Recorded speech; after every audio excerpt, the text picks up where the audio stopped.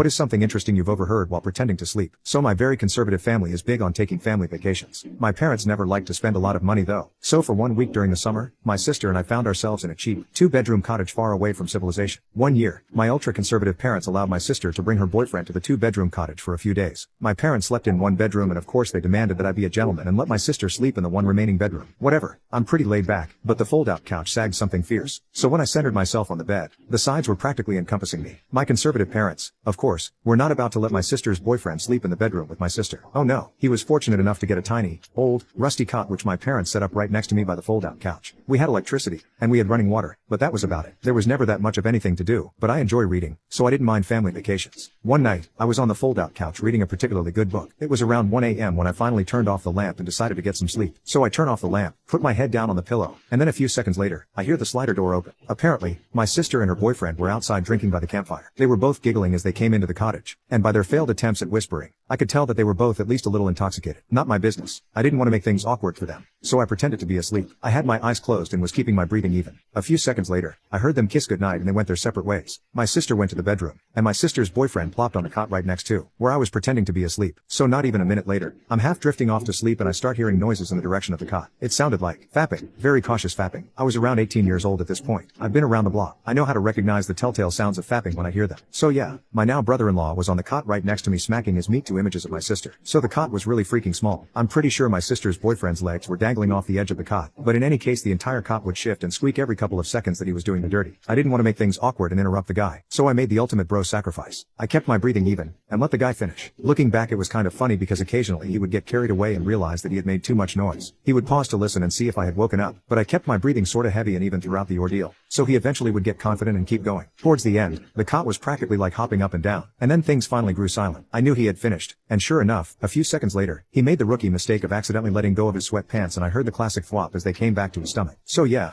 I had a hard time looking my sister's boyfriend in the eye the next morning.